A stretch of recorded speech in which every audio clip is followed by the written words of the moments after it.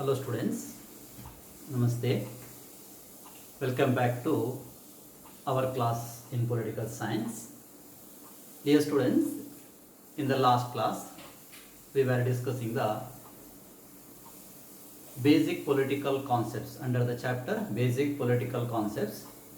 We were discussing the rights, and in the rights we were discussing the kinds of rights. Among the different kinds of rights, we discussed the civil rights. So under the legal rights category there are three rights: civil rights, political rights and economic rights. So we already completed the civil rights under the legal rights of the individual.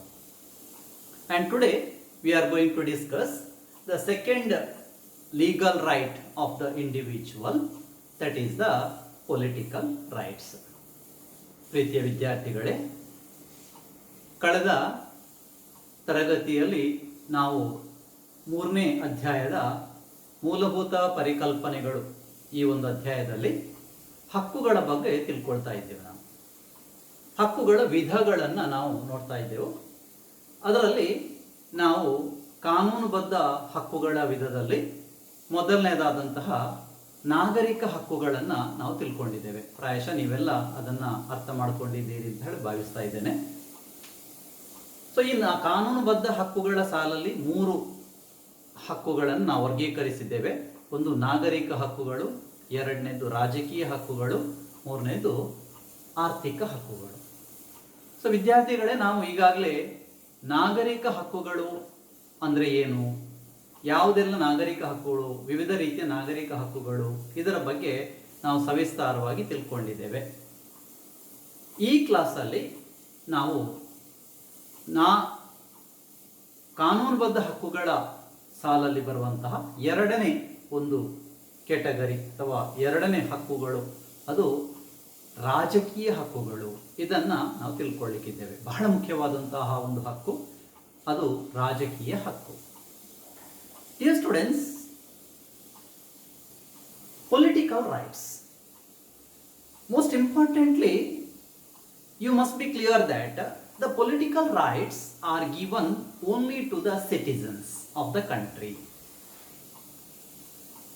That means you already know that within the country we can divide the people into citizens and the subjects. All are the nationals, but only certain section of the society will be considered as citizens, in the sense that they have the voting right, they have the political right. That's why they are called as citizens. ಪ್ರಜೆಗಳು ಮತ್ತು ಪೌರರು ಅಂತ ಹೇಳಿ ನಾವು ದೇಶದ ಒಳಗಿರುವಂತಹ ಜನರನ್ನ divide ಮಾಡ್ಕೊಳ್ಬಹುದು. So ಪ್ರಜೆಗಳು ಅಂದ್ರೆ ಏನು, ಪೌರರು ಅಂದ್ರೆ ಏನು? ಎಲ್ಲರೂ ಪ್ರಜೆಗಳು, ಎಲ್ಲರನ್ನ ಪ್ರಜೆಗಳು ಅಂತ ಕರೀತೇವೆ. ಆದ್ರೆ ಅದರಲ್ಲಿ ಕೆಲವರನ್ನ ಪೌರರು ಅಂತ ನಾವು ಕರೀತೇವೆ. ಸೊ ಆ ಪೌರರು ಅಂದ್ರೆ ಯಾರು? ಪೌರರು ಅಂತ ಹೇಳಿದ್ರೆ ಯಾರಿಗೆ ರಾಜಕೀಯ ಹಕ್ಕುಗಳನ್ನ ನೀಡಲಾಗಿದೆಯೋ ಅವರನ್ನ ಪೌರರು ಅಂತ ಕರೀತೇವೆ. ಅಂದ್ರೆ ಬಹಳ ಮುಖ್ಯವಾಗಿ ರಾಜ್ಯದ ರಾಜಕೀಯ ಚಟುವಟಿಕೆಗಳಲ್ಲಿ ಪಾಲ್ಗೊಳ್ಳುವ ಅವಕಾಶವನ್ನು ಪಡ್ಕೊಂಡವರು. ವಿದ್ಯಾರ್ಥಿಗಳೇ ಗಮನಿಸಿ, ಯಾರನ್ನ ನಾವು ಪೌರರು ಅಂತ ಕರೀತೇವೆ? ರಾಜಕೀಯ ಹಕ್ಕುಗಳನ್ನ ಹೊಂದಿರುವವರನ್ನ ಪೌರರು ಅಂತ ಕರೀತೇವೆ. ಅಂದ್ರೆ ದೇಶದ ರಾಜಕೀಯ ಚಟುವಟಿಕೆಯಲ್ಲಿ ಪಾಲ್ಗೊಳ್ಳಿಕ್ಕೆ ಅವಕಾಶವನ್ನು ಹೊಂದಿರುವವರು. So they are called as a citizens. So citizens in the country are enjoying the political rights. ರಾಜಕೀಯ ಹಕ್ಕುಗಳನ್ನ ಅನುಭವಿಸ್ತಾರೆ. ಸೊ ಹಾಗಾದ್ರೆ ಈ ಪೊಲಿಟಿಕಲ್ ರೈಟ್ಸ್ ಅಂದ್ರೆ ಏನು? What is a political right? Political rights are those rights which enables the individual to participate in the political activities of the country. So political rights are those rights which enables the people to participate in the political activities of the country. ನೆನ್ಪಿಟ್ಕೊಳ್ಳಿ, 2 ಮಾರ್ಕಿಗೆ ಕೇಳಬಹುದು ಇದನ್ನ. ರಾಜಕೀಯ ಹಕ್ಕುಗಳು ಅಂದ್ರೆ ಏನು ಅಂತ ಹೇಳಿ. So ಈ 2 ಮಾರ್ಕ್ ಕ್ವಶನ್ ಮೇ ಬಿ ಆಸ್ in the examination. So those rights which helps the people to participate in the political activities of the country. ಒಂದು ದೇಶದ ರಾಜಕೀಯ ಚಟುವಟಿಕೆಗಳಲ್ಲಿ ಪಾಲ್ಗೊಳ್ಳಲು ಅವಕಾಶವನ್ನ ಮಾಡಿಕೊಡುವಂತಹ ಹಕ್ಕುಗಳೇ ರಾಜಕೀಯ ಹಕ್ಕುಗಳು. And most importantly, these political rights are given in the democratic state. These rights are not given in the non-democratic state. ಬಹಳ ಮುಖ್ಯವಾಗಿ ವಿದ್ಯಾರ್ಥಿಗಳು ಗಮನಿಸಿ, ಈ ರಾಜಕೀಯ ಹಕ್ಕುಗಳನ್ನ ಪೌರರು ಪಡೆದುಕೊಂಡಿರುವಂಥದ್ದು ಕೇವಲ ಪ್ರಜಾಪ್ರಭುತ್ವ ರಾಷ್ಟ್ರದಲ್ಲಿ ಮಾತ್ರ. ಅಂದ್ರೆ ಯಾವ ರಾಷ್ಟ್ರದಲ್ಲಿ ಪ್ರಜಾಪ್ರಭುತ್ವ ಅಸ್ತಿತ್ವದಲ್ಲಿ ಇದೆಯಾ ಆ ದೇಶದಲ್ಲಿ ನಾವು ರಾಜಕೀಯ ಹಕ್ಕನ್ನು ಹೊಂದಿದ್ದೇವೆ. ಅಂದ್ರೆ ಏನರ್ಥ? ಪ್ರಜಾಪ್ರಭುತ್ವೇತರ ಅಂದ್ರೆ ಪ್ರಜಾಪ್ರಭುತ್ವವನ್ನು ಹೊರತುಪಡಿಸಿದಂತಹ ದೇಶಗಳಲ್ಲಿ ನಾವು ಈ ಹಕ್ಕನ್ನ ಕಾಣಲಿಕ್ಕೆ ಸಾಧ್ಯ ಇಲ್ಲ, ರಾಜಕೀಯ ಹಕ್ಕುಗಳು ಇಲ್ಲ. For example, in China is a communist state. There is no democracy. So people in China does not enjoy the voting right. ಚೈನಾದಲ್ಲಿ ಜನರಿಗೆ ಮತದಾನ ಮಾಡುವಂತ ಹಕ್ಕು ಇಲ್ಲ. ಹಾಗಾಗಿ ಎಲ್ಲಿ ಸರ್ವಾಧಿಕಾರ ಇದೆಯಾ, ಎಲ್ಲಿ ಕಮ್ಯುನಿಸ್ಟ್ ಸರ್ಕಾರ ಅಂದ್ರೆ ಒಂದೇ ಪಕ್ಷದ ಆಡಳಿತ ಇದ್ರೆ ಅಥವಾ ಏಕಪಕ್ಷ ಸರ್ವಾಧಿಕಾರದಂತಹ ಕಮ್ಯುನಿಸ್ಟ್ ಪಕ್ಷದ ಸರ್ವಾಧಿಕಾರದಂತಹ ಒಂದು ವ್ಯವಸ್ಥೆ ಇದ್ರೆ, ಎಲ್ಲಿ ರಾಜಮನೆತನದ ಆಡಳಿತ ಇರ್ತದ ಅಂದ್ರೆ ರಾಜನ ಆಡಳಿತ ಇರ್ತದ, ಅಲ್ಲಿ ಮತದಾನದ ಅವಕಾಶ ಇಲ್ಲ. ಹಾಗಾಗಿ ಪ್ರಜಾಪ್ರಭುತ್ವ ರಾಷ್ಟ್ರದಲ್ಲಿ ಮಾತ್ರ ಈ ಒಂದು ರಾಜಕೀಯ ಹಕ್ಕುಗಳನ್ನ ಜನರಿಗೆ ಕೊಡಲಾಗಿದೆ. So political rights are given only in the democratic state. So which are considered as the political rights? ರಾಜಕೀಯ ಹಕ್ಕುಗಳು ಅಂತ ಹೇಳಿದ್ರೆ ಯಾವುದು? There are 5 different rights which are considered as a political rights. So ರಾಜಕೀಯ ಹಕ್ಕುಗಳಲ್ಲಿ 5 ವಿಧಗಳು ಇದೆ. 5 ರೀತಿಯ ರಾಜಕೀಯ ಹಕ್ಕುಗಳನ್ನು ನಾವು ಗುರುತಿಸಬಹುದು. ಯಾವುದೆಲ್ಲ ಅಂತ ಹೇಳಿದ್ರೆ, the first one is the right to vote. Right to vote, VOTE, vote ಅಂದ್ರೆ ಮತದಾನದ ಹಕ್ಕು. Second one is right to contest election, CONTEST, contest for election. ಚುನಾವಣೆಯಲ್ಲಿ ಸ್ಪರ್ಧಿಸುವಂತಹ, ಕಂಟೆಸ್ಟ್ ಅಂದರೆ ಸ್ಪರ್ಧಿಸುವಂತಹ ಹಕ್ಕು. Third one is right to hold public office. Right to hold public office ಅಂತ ಹೇಳಿದ್ರೆ ಸಾರ್ವಜನಿಕ ಸೇವೆಗಳನ್ನ ಹೊಂದುವ ಹಕ್ಕು. ಸಾರ್ವಜನಿಕ ಅಧಿಕಾರಿಗಳಾಗಿ ನಾವು ಅಧಿಕಾರವನ್ನು ಪಡೆಯುವಂತ ಹಕ್ಕು. ಸೊ ಸಾರ್ವಜನಿಕ ಅಧಿಕಾರವನ್ನ ಹೊಂದುವ ಹಕ್ಕು.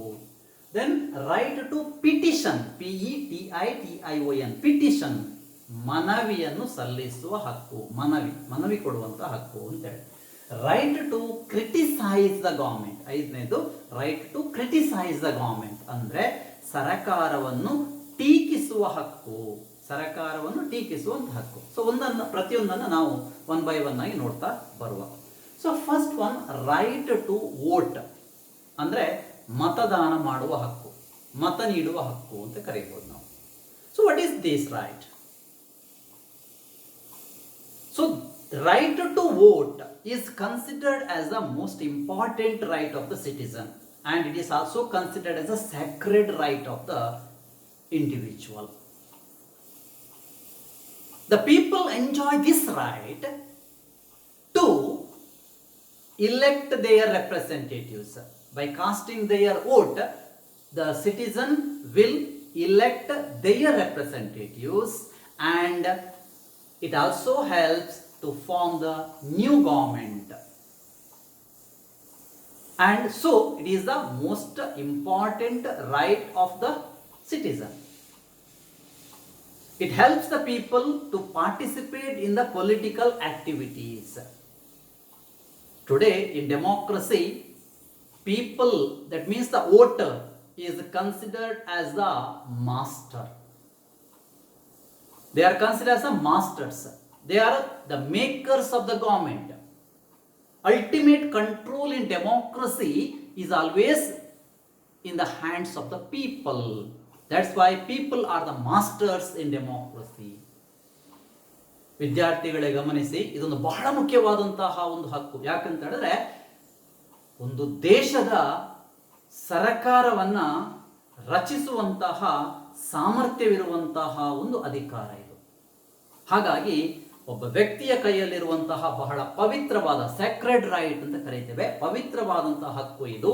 ಈ ಹಕ್ಕನ್ನು ಚಲಾಯಿಸುವುದರ ಮೂಲಕ ಮತದಾರ ತಮ್ಮ ಜನಪ್ರತಿನಿಧಿಯನ್ನ ಆಯ್ಕೆ ಮಾಡ್ತಾನೆ ಮತ್ತು ಆ ಜನಪ್ರತಿನಿಧಿಯನ್ನ ಆಯ್ಕೆ ಮಾಡುವುದರ ಮೂಲಕ ಅಂತಿಮವಾಗಿ ಒಂದು ನೂತನ ಸರ್ಕಾರವನ್ನ ರಚನೆ ಮಾಡಲಿಕ್ಕೆ ಕಾರಣಕರ್ತನಾಗ್ತಾನೆ.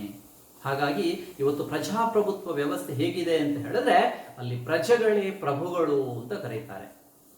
ಅಂದ್ರೆ ಅಂತಿಮ ಅಧಿಕಾರ ಯಾರ ಕೈಯಲ್ಲಿದೆ? ಪ್ರಜೆಗಳ ಕೈಯಲ್ಲಿದೆ ಅಥವಾ ಪೌರನ ಕೈಯಲ್ಲಿದೆ.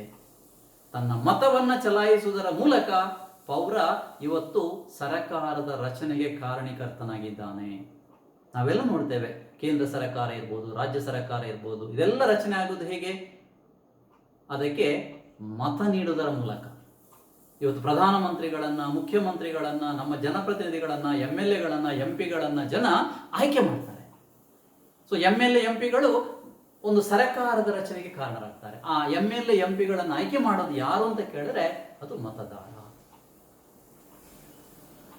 So here in democracy this voting right is given after a particular age. So those people who completed a particular age has this right. This is called as a universal adult franchise.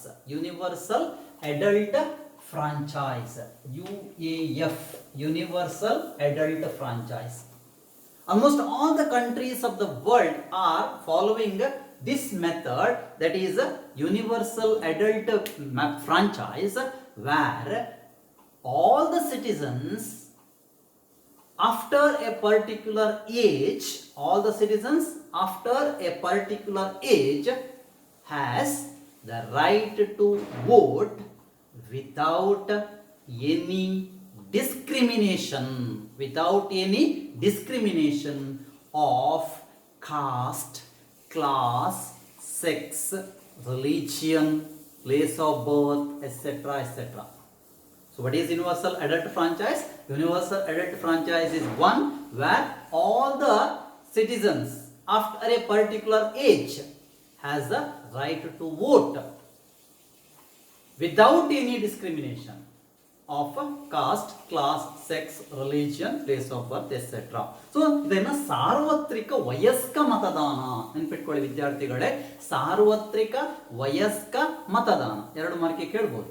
ಸಾರ್ವತ್ರಿಕ ವಯಸ್ಕ ಮತದಾನ ಅಂತ ಕರೀತಾರೆ.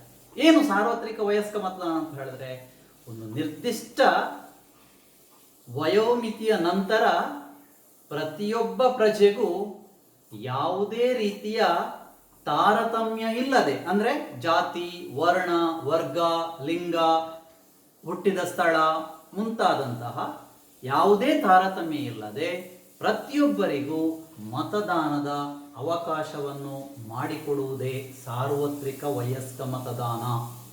So ಈ ಒಂದು ವಿಧಾನದ ಮೂಲಕ ಪ್ರತಿಯೊಬ್ಬ ಪ್ರಜೆಯೂ ಕೂಡ ಇವತ್ತು ಮತದಾನದ ಅವಕಾಶವನ್ನು ಪಡೆದಿದ್ದಾನೆ. ನಾವು ಮತ ಹಾಕುವುದನ್ನು ಯಾರಿಂದಲೂ ಕೂಡ ತಡೆಯಲಿಕ್ಕೆ ಸಾಧ್ಯ ಇಲ್ಲ. ಅವನಲ್ಲಿ ಆ ಅರ್ಹತೆ ಇದ್ರೆ, ಮುಖ್ಯವಾಗಿ ಏಜ್ ಏನಿದೆ ಅಥವಾ ವಯಸ್ಸು ಏನಿದೆ ಅದು ಬಹಳ ಮುಖ್ಯ. For example, in India all the citizens who completed 18 years of age, 18 ವರ್ಷ, 18 years of age has the right to vote. ಭಾರತದಲ್ಲಿ 18 ವರ್ಷವನ್ನ ಪೂರ್ತಿಗೊಳಿಸಿದ ಪ್ರತಿಯೊಬ್ಬನಿಗೂ ಕೂಡ ಮತದಾನದ ಅವಕಾಶ ಇದೆ. ಆದ್ರೆ ಬಹಳ ಮುಖ್ಯವಾಗಿ ಗಮನಿಸಿ ವಿದ್ಯಾರ್ಥಿಗಳೇ, 18 ವರ್ಷ ಪೂರ್ತಿಗೊಳಿಸಿದ ಕೂಡಲೇ ನಾನು ಮತ ಹಾಕ್ತೇನೆ ಅಂತ ಹೇಳಿದ್ರೆ ಆಗೋದಿಲ್ಲ. ಅದಕ್ಕೆ ಏನ್ ಮಾಡಬೇಕು? ಅದಕ್ಕೊಂದು ಪ್ರೊಸೀಜರ್ ಅಂತ ಇದೆ. So there is a procedure. What is the procedure?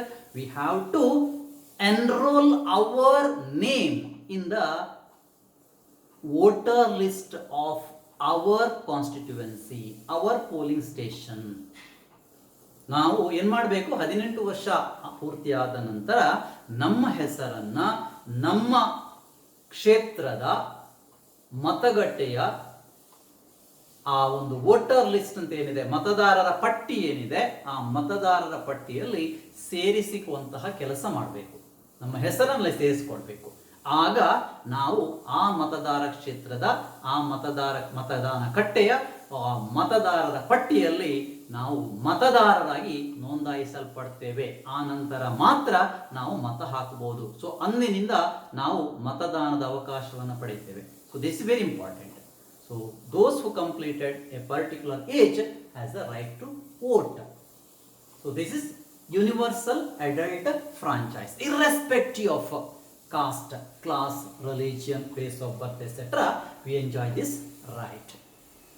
This is the right to vote. The second one is the right to contest for election. Right to contest for election. If we are the citizens of the country,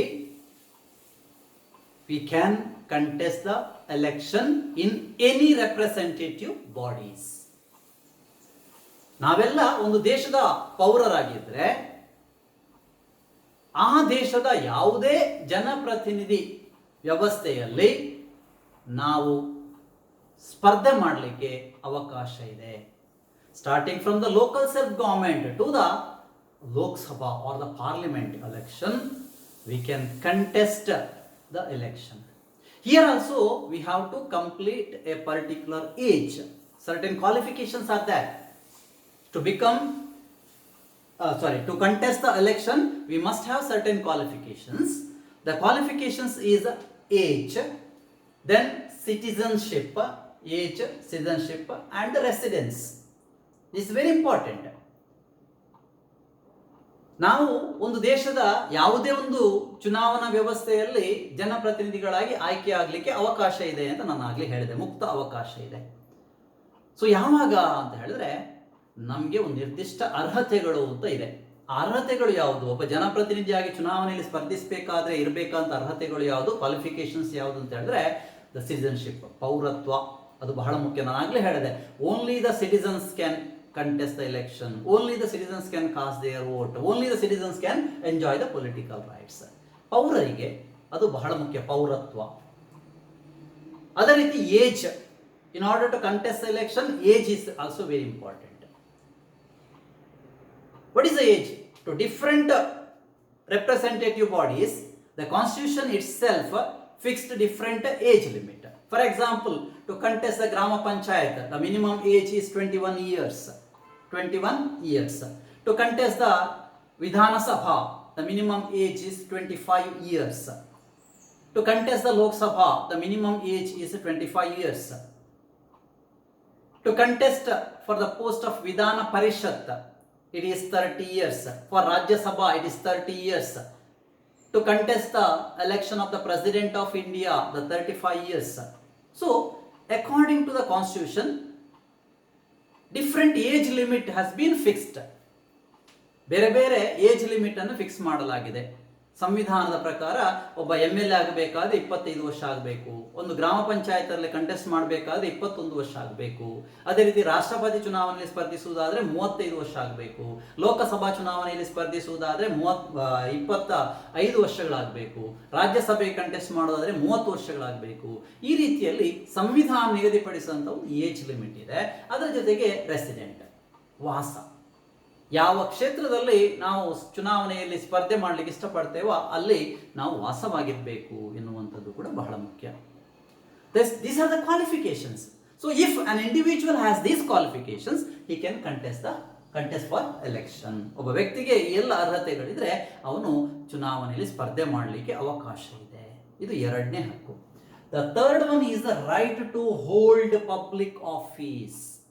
ಸಾರ್ವಜನಿಕ ಸೇವೆಯಲ್ಲಿ ನಾವು ಸೇವೆ ಮಾಡಲಿಕ್ಕೆ ಅವಕಾಶ ಪ್ರತಿಯೊಬ್ಬರಿಗೂ ಇದೆ. The constitution of the country provided equal opportunity to all the citizens to serve in any public offices. According to our qualification, we can hold any public offices. ನಮ್ಮ ಅರ್ಹತೆಗೆ ಅನುಸಾರವಾಗಿ ನಾವು ಯಾವುದೇ ರೀತಿಯ ಸರ್ಕಾರಿ ಇಲಾಖೆಯಲ್ಲಿ ಸೇವೆ ಮಾಡಲಿಕ್ಕೆ ಅವಕಾಶ ಇದೆ. ಸೊ ಸಮಾನವಾಗಿ ಯಾವುದೇ ರೀತಿಯಾದಂತಹ ಒಂದು ತಾರತಮ್ಯ ಇಲ್ಲದೆ ನಾವು ಅಧಿಕಾರಿಗಳಾಗಿ, ಫಾರ್ ಎಕ್ಸಾಂಪಲ್ ತಹಶೀಲ್ದಾರ್ ಆಗಿಯಾ ಅಥವಾ ಡಿ ಸಿಗಳಾಗಿಯಾ ಅಥವಾ ಯಾವುದೇ ಕ್ಲರ್ಕ್ಗಳಾಗಿಯಾ ಅಥವಾ ಉನ್ನತ ಅಧಿಕಾರಿಗಳಾಗಿ ನಾವು ಸೇವೆ ಮಾಡಲಿಕ್ಕೆ ಅವಕಾಶ ಇದೆ. ನಮ್ಮ ಅರ್ಹತೆ ಬೇಕು. ಅದಕ್ಕೆ ಆ ಹುದ್ದೆಗೆ ಏನು ಅರ್ಹತೆಯನ್ನು ನಿಗದಿಪಡಿಸಿದ್ದಾರೆ, ಆ ನಿಗದಿಪಡಿಸಿದಂಥ ಅರ್ಹತೆ ನಮಗೆ ಇದ್ರೆ ನಾವು ಅಲ್ಲಿ ಸ್ಪರ್ಧಾತ್ಮಕ ಪರೀಕ್ಷೆಗಳನ್ನು ಬರೀಬೇಕಾಗ್ತದೆ. ಯಾಕಂತ ಹೇಳಿದ್ರೆ ಕ್ವಾಲಿಫಿಕೇಶನ್ ಹಲವರಿಗಿದೆ, ಎಲ್ರಿಗೂ ಇರ್ತದೆ ಕ್ವಾಲಿಫಿಕೇಶನ್. ಹಾಗೆ ಅಂತೇಳಿ ಉದ್ಯೋಗದ ಅವಕಾಶಗಳು ಸೀಮಿತವಾಗಿರ್ತದೆ. The government may give employment opportunities according to the qualifications and this will be tested through competitive examinations. ಸ್ಪರ್ಧಾತ್ಮಕ ಪರೀಕ್ಷೆಗಳ ಮೂಲಕ ಅಲ್ಲಿ ಆಯ್ಕೆ ಮಾಡುವಂತಹ ಕೆಲಸ ಮಾಡ್ತಾರೆ. ಸೊ ಆ ಒಂದು ಆಯ್ಕೆ ಪ್ರಕ್ರಿಯೆಯಲ್ಲಿ ನಾವು ಆಯ್ಕೆಯಾದರೆ ನಮಗೆ ಆ ಒಂದು ಹುದ್ದೆಯಲ್ಲಿ ಸೇವೆ ಮಾಡುವಂತಹ ಅವಕಾಶ ಇರ್ತದೆ. So right to hold public office, nobody can be denied this opportunity. ಇದನ್ನ ಯಾರಿಗೂ ಕೂಡ ಇಲ್ಲ ಅಂತ ಹೇಳಲಿಕ್ಕಿಲ್ಲ. ನಾವು ಪೌರರಾಗಿದ್ದೇವ, ನಮಗೆ ಆ ಅವಕಾಶ ಮುಕ್ತವಾಗಿದೆ, ಸಮಾನವಾಗಿ ಇರ್ತದೆ. So that is right to hold public office. Then right to petition, ಮನವಿಯನ್ನ ಸಲ್ಲಿಸುವಂತಹ ಹಕ್ಕು, right to petition. So why the citizen enjoy this right? So in order to express his grievances, in order to express his grievances and in order to fulfill his wishes, he has the right to file the petition. He has the right to file the petition and can seek the redressal of grievances by the concerned authorities. The citizen can file the petition directly to the government. The citizen can file the petition to his representatives who is elected by the people, or he can file his petition to any officers. So in order to seek redressal to his grievances, he has a right to file the petition. So ಮನವಿಯನ್ನು ನಾವು ಯಾಕೆ ಸಲ್ಲಿಸ್ತೇವೆ? ನಾವು ಮನವಿ ಸಲ್ಲಿಸುವುದು ಯಾವಾಗ ನಮ್ಗೆ ಏನಾದ್ರು ತೊಂದರೆ ಇದ್ರೆ, ಕುಂದುಕೊರತೆಗಳು ಅಂತ ಹೇಳ್ತೇವೆ, ಗ್ರೀವೆನ್ಸಸ್ ಅಂತ ನಾವು ಹೇಳ್ತೇವೆ. ಗ್ರೀವೆನ್ಸಸ್ ಮೀನ್ಸ್ ಕುಂದುಕೊರತೆ. ಸೊ ನಮ್ಗೇನಾದ್ರೂ ಕುಂದುಕೊರತೆಗಳು ಇದ್ರೆ ಆಗ ನಾವು ಎಲ್ಲಿ ಯಾರಿಗೆ ಮನವಿಯನ್ನು ಸಲ್ಲಿಸಬೇಕಾಗ್ತದೆ? ನೇರವಾಗಿ ಸರಕಾರಕ್ಕೆ ಮನವಿ ಸಲ್ಲಿಸಬೇಕು, ಅಥವಾ ನಮ್ಮ ಜನಪ್ರತಿನಿಧಿಗಳ ಮೂಲಕ ಸರಕಾರಕ್ಕೆ ಸಲ್ಲಿಸಬೇಕು, ಅಥವಾ ಅಧಿಕಾರಿಗಳಿಗೆ ಮನವಿಯನ್ನು ಸಲ್ಲಿಸಬೇಕು. ಸೊ ಒಂದು ದೇಶದ ಪೌರನಾಗಿ ನಮಗೆ ನಮ್ಮ ಕುಂದುಕೊರತೆಗಳನ್ನು ಈಡೇರಿಸಿಕೊಳ್ಳುವಂತಹ ಅವಕಾಶ ಇದೆ. ಸೊ ನಮ್ಮ ಕೆಲಸವನ್ನು ಮಾಡಿಕೊಡಿ, ನಮ್ಗೆ ಇಂತಹ ಒಂದು ಬೇಡಿಕೆ ಇದೆ, ಇಂತಹ ಒಂದು ಕೊರತೆ ಇದೆ, ಇಂತಹ ಒಂದು ಸಮಸ್ಯೆ ಇದೆ ಹೇಳಿ ಒಂದು ಮನವಿಯನ್ನು ನಾವು ಮಾಡ್ತೇವೆ. ಆ ಮನವಿಯನ್ನು ನೇರವಾಗಿ ಸಂಬಂಧಪಟ್ಟಂತಹ ಜನಪ್ರತಿನಿಧಿಗಳಿಗೆ ಅಥವಾ ಅಧಿಕಾರಿಗಳಿಗೆ ಅಥವಾ ಸರ್ಕಾರಕ್ಕೆ ಸಲ್ಲಿಸುವಂತಹ ಹಕ್ಕು ನಮಗೆ ಇದೆ. So that right we are enjoying. So we have the right to file petition whenever we have some grievances. So we can seek the redressal of grievances by filing the petition. Then the last one is right to criticize the government. Right to criticize the government ಅಂತ ಹೇಳಿದ್ರೆ ಸರ್ಕಾರವನ್ನು ಟೀಕಿಸುವ ಹಕ್ಕು ಅಂತ ಹೇಳಿ. So when we criticize the government, ಸರ್ಕಾರವನ್ನು ನಾವು ಯಾವಾಗ criticise ಮಾಡ್ತೇವೆ? When the government failed to fulfil our wish, when the government failed to meet our demands, when the government failed to make any work, or it prepares policies which may hurt the feelings of the people, interests of the people, or when it makes the law against to the wishes of the people, then the people can criticize the government. ಸರ್ಕಾರವನ್ನು ನಾವು ಯಾವಾಗ ಟೀಕಿಸ್ತೇವೆ? ಸರ್ಕಾರ ಜನಪರವಾದಂತಹ ಕೆಲಸವನ್ನು ಮಾಡದೇ ಇದ್ದಾಗ ನಾವು ಸರ್ಕಾರವನ್ನು ಟೀಕಿಸ್ತೇವೆ ಅಲ್ವಾ? ಅಥವಾ ಜನರ ಆಶಯಗಳಿಗೆ ಆಕಾಂಕ್ಷೆಗಳಿಗೆ ಪೂರಕವಾಗಿ ಸರ್ಕಾರ ಸ್ಪಂದಿಸದೇ ಇದ್ದಾಗ ನಾವು ಸರ್ಕಾರವನ್ನು ಟೀಕಿಸ್ತೇವೆ. ಯಾಕೆ? ಸರ್ಕಾರವನ್ನು ರಚನೆ ಮಾಡಿರುವುದು ನಾವು, ಯಾಕಾಗಿ ರಚನೆ ಮಾಡಿದ್ದೇವೆ? ನಮ್ಮ ಆಶಯಗಳನ್ನು, ಬೇಡಿಕೆಗಳನ್ನು ಈಡೇರಿಸಬೇಕು ಎನ್ನುವಂತಹ ಒಂದು ಆಶಾಭಾವನೆಯಿಂದ ನಾವು ಸರಕಾರವನ್ನು ರಚಿಸಿದ್ದೇವೆ. ನಮ್ಮ ಜನಪ್ರತಿನಿಧಿಗಳನ್ನು ಆಯ್ಕೆ ಮಾಡಿದ್ದೇವೆ. ಸೊ ಜನಪ್ರತಿನಿಧಿಯಾದವನು ನಮ್ಮ ಪ್ರತಿನಿಧಿ, ಅವನು ನಮಗೆ ಬೇಕಾದಂಥ ಕೆಲಸವನ್ನು ಮಾಡಿಕೊಡ್ಬೇಕು.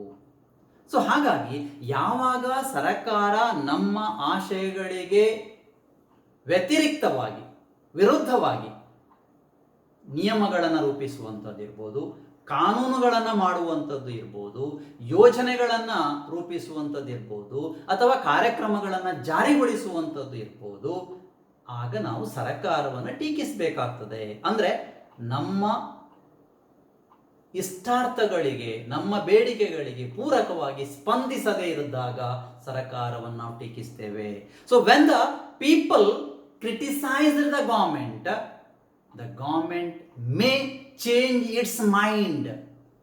It may change the policies. So that's why criticizing the government is very important. In democracy, the mass movement, the creating public opinion is very essential in order to control the activities of the government. ಬಹಳ ಮುಖ್ಯವಾಗಿ ಗಮನಿಸಿಕೊಳ್ಳಿ ಮಕ್ಕಳೇ, ಪ್ರಜಾಪ್ರಭುತ್ವದಲ್ಲಿ ಸರಕಾರವನ್ನ ಕಡಿವಾಣ ಹಾಕುವಂತಹ ಕೆಲಸವನ್ನು ಪ್ರಜೆಗಳು ಮಾಡಬೇಕಾಗ್ತದೆ. ಸಾರ್ವಜನಿಕ ಅಭಿಪ್ರಾಯ ಎನ್ನುವಂಥದ್ದು ಒಂದು ರೀತಿಯ ಹರಿತವಾದ ಕತ್ತಿ ಇದ್ದ ಹಾಗೆ. ಸರಕಾರ ಸಾರ್ವಜನಿಕ ಅಭಿಪ್ರಾಯಕ್ಕೆ ಯಾವಾಗಲೂ ಹೆದರುತ್ತದೆ. ಯಾಕೆ ಹೆದರುತ್ತದೆ ಅಂತ ಹೇಳಿದ್ರೆ, ಮುಂದಿನ ಚುನಾವಣೆಯಲ್ಲಿ ಜನ ವಿರೋಧವನ್ನ ಕಟ್ಟಿಕೊಂಡ್ರೆ ನಾವು ಮತ್ತೆ ಆಯ್ಕೆ ಆಗುವುದಿಲ್ಲ ಎನ್ನುವಂಥದ್ದು ಗೊತ್ತಿರ್ತದೆ ಸರ್ಕಾರಕ್ಕೆ.